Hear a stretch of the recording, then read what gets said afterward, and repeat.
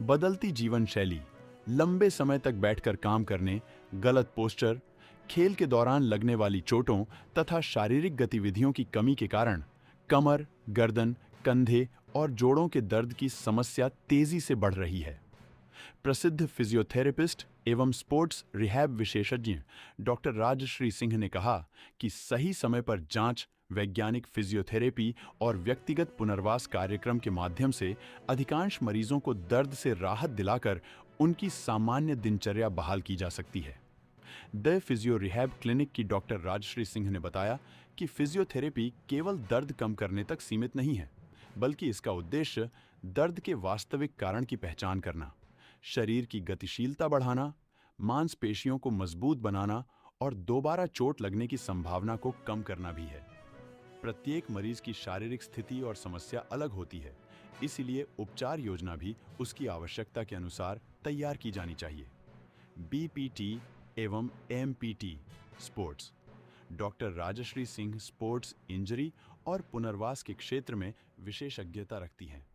वह Mayo pain clinic, California से dry needling, Thomas Myers, UK से anatomy trainers, structure and function तथा doctor Jeremy Lewis, UK के London shoulder clinic से प्रशिक्षण प्राप्त कर चुकी हैं। उन्होंने लोगों को सलाह दी कि लगातार बने रहने वाले कमर, गर्दन, घुटने या कंधे के दर्द को सामान्य समझकर नजरअंदाज न करें। समय पर उपचार मिलने से समस्या को गंभीर होने से रोका जा सकता है। द फिजियो रिहैब क्लिनिक में मरीजों को उनकी समस्या के अनुसार physiotherapy, sports rehabilitation, shoulder rehabilitation, dry needling, posture सुधार तथा व्यक्तिगत एक्सरसाइज संबंधी मार्गदर्शन प्रदान किया जाता है। गिरीश चंद्र श्रीवास्तव। यहाँ पर जब मैं आया था तो मेरा बायां पैर बिल्कुल मुड़ता नहीं था, और यहाँ आने के बाद जो है इस समय केवल 3 इंची और रह गया स्पेस, है ना। 8 इंची से 3 इंची आ गया, और ओनली केवल 10 डेज के अंदर, 10 डेज के अंदर। और मुझे आशा है कि 2 महीने के अंदर 100% ठीक है। तो मेरा ACL का 3rd सर्जरी था, एंड बहुत डिसअपॉइंटमेंट था पहले कि ठीक होगा नहीं होगा, this back to back, it's a challenging surgery to go through, but around 2 to 3 weeks after my surgery मैं यहाँ आया, and if I could give 100 out of 10 stars I would, because I think मैं 95% तो recover कर चुका हूँ। And one very positive thing that I feel about this place is, एक तो आपकी फिजियोथेरेपी तो चलती है, plus there is some kind of a holistic positivity around here, तो मैं तो मिस भी नहीं करता हूँ। मेरा बस चलो मैं संडे भी आ जाऊँ। तो या my recovery is pretty much on track. मैं जब आता था यहाँ पे तो मैं वॉकर पे चलता था, and it's been around touching 2 months। अब मैं गाड़ी भी चलाता हूँ, मैं स्टेयर्स भी चढ़ता हूँ, उतरता हूँ, सब कुछ कर लेता हूँ। तो my recovery is pretty much almost there. तो या, थैंक यू।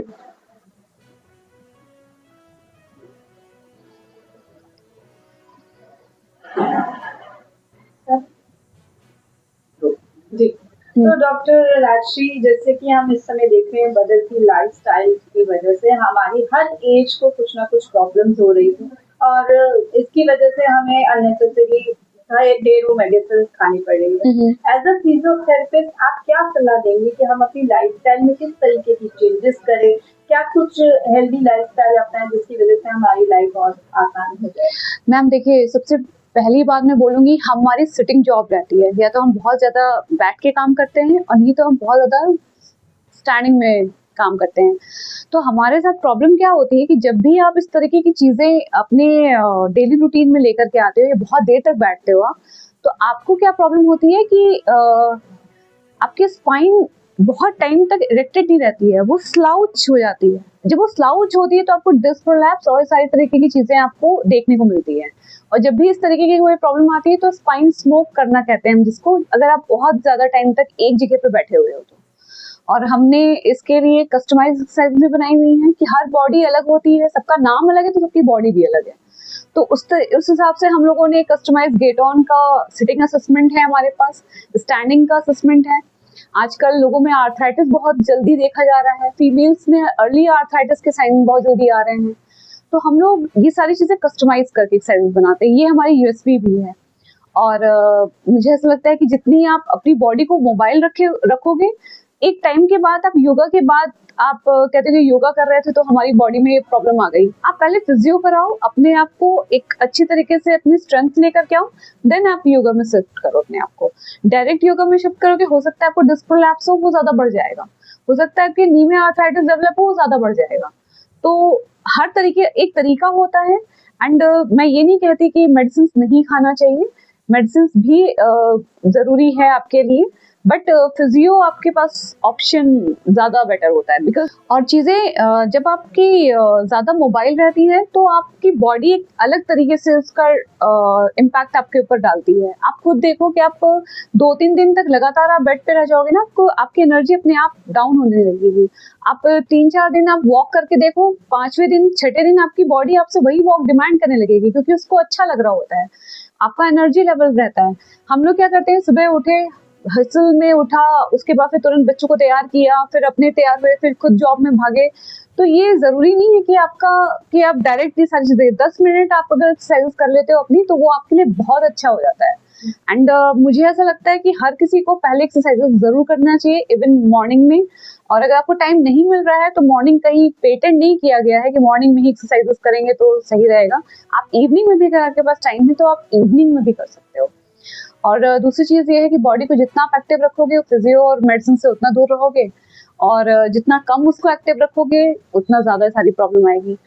मैम अगर बॉडी की बात हो रही है, हाँ, माइंड भी बहुत जरूरी होता है, बहुत जरूरी होता है। माइंड अगर स्ट्रेसफुल है तो उसका पूरा इफेक्ट हमारी बॉडी पे बिल्कुल। आता है। तो क्या फिजियोथेरेपी के जरिए हम अपने माइंड को रिलैक्स कर सकते हैं, डिटॉक्स कर सकते हैं? बिल्कुल, हम लोग इसको ब्रीदिंग एक्सरसाइजेस पे पैटर्न पे हम लेकर के आते हैं। सोमैटिक ब्रीदिंग एक्सरसाइजेस हम स्टार्ट करते हैं उसके लिए हम आपका होल्ड टाइम इंक्रीज करते हैं।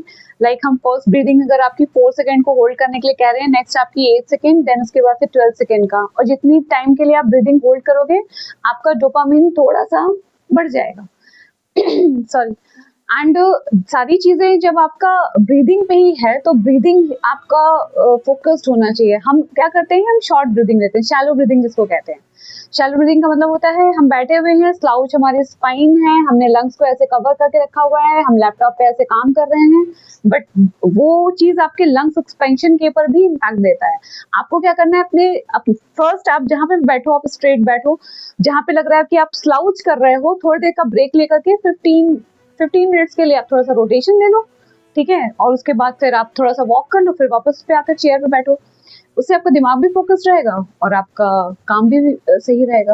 मैम अगर फिजियोथेरेपी की बात करें तो हमारे किन बॉडी पार्ट्स पर इसका इफेक्ट पड़ता है? क्योंकि अगर हम जैसे कि बोलते हैं कि आज के में आपको स्क्रीन टाइम बढ़ रहा है तो आंखों में भी इसका बिल्कुल बिल्कुल, नेक पे भी पड़ रहा है, स्पाइन पे भी पड़ रहा है, पैरों पे, मतलब ओवरऑल फुल बॉडी पे इसका इफेक्ट पड़ रहा है। तो हम क्या फिजियोथेरेपी के जरिए अपनी फुल बॉडी को कवर कर सकते हैं? Yes ma'am. सी हम लोग सबसे पहले प्रॉब्लम आती है आपके शोल्डर और नेक पे, उसके बाद आपके आती है बैक पे, फिर अगर आप बहुत टाइम के लिए बैठ रहे हैं तो आपका नी और एंकल, फिर आपके elbow pain and wrist pain भी आने के चांसेस सबसे ज्यादा रहते हैं।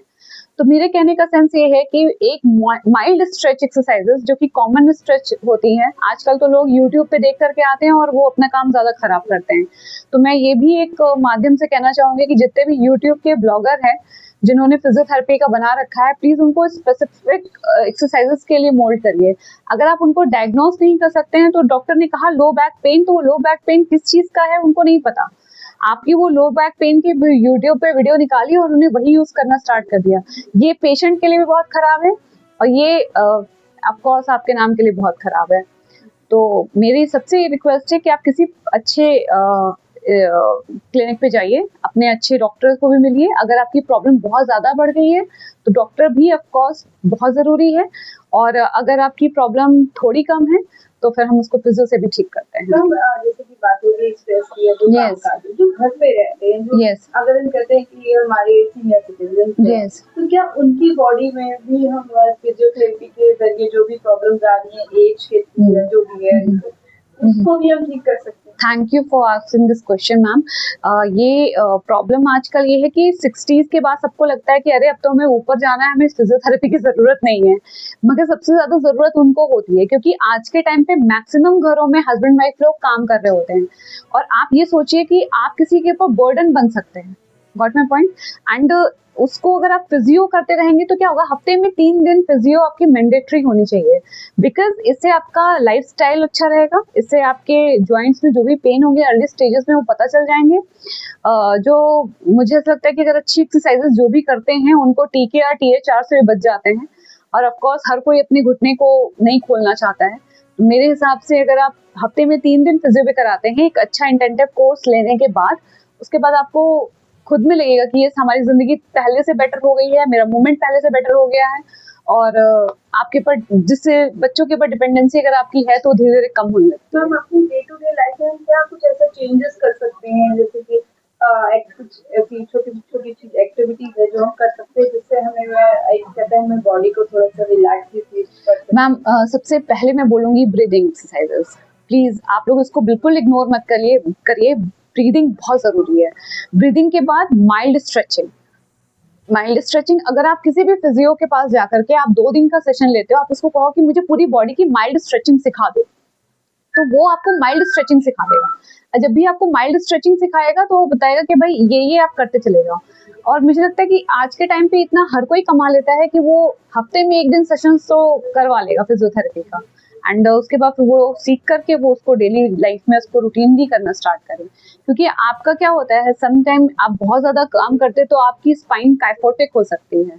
आप बहुत ज़्यादा काम कर रहे हो तो उसके बाद फिर वो प्रॉब्लम ये होती है कि आपकी इरेक्शन प्रॉब्लम होती है, आपकी सारी स्पाइन ऐसे स्लाउच मोड में बैठी रहेगी, आप इरेक्टेड नहीं बैठोगे, आपके पॉस्चर पे बहुत गंदा इम्पैक्ट पड़ता है। आपके गेट और फिर पॉस्चर आपका गया तो उसके बाद फिर आपका गेट भी जाता है, यानी कि चलने का पैटर्न भी जाता है। और सारी चीजें स्टार्ट होती हैं आपके बैक से।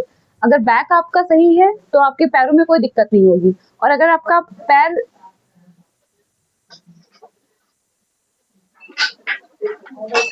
कहाँ पे थी मैं?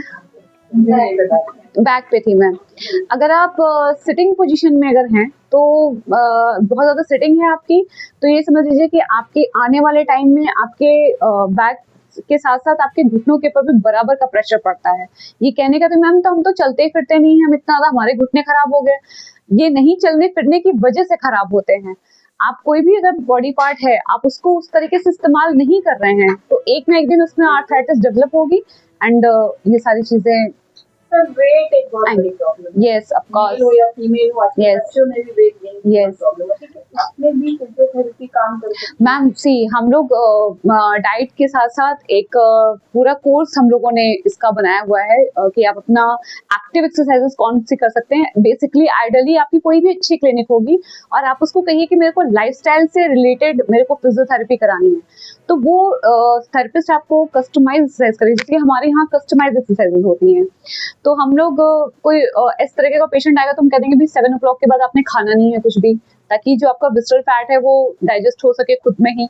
दूसरी चीजें होती हैं, हम कह देंगे आपको कि जो आपकी एक्टिविटीज हैं ये आपको 1.5 घंटा अपने लिए निकालना है, कार्डियो आपको करना ही करना है।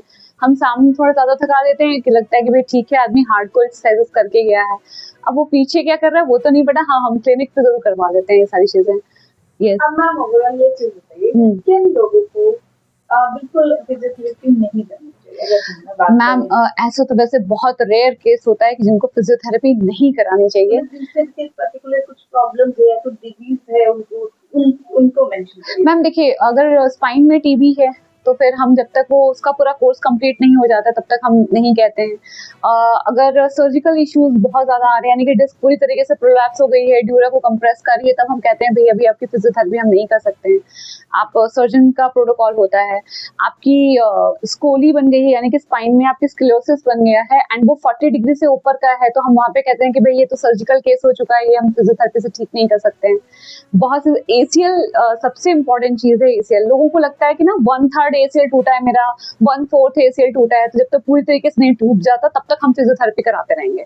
मैम मुझे ऐसा लगता है कि टीयर इज अ टीयर।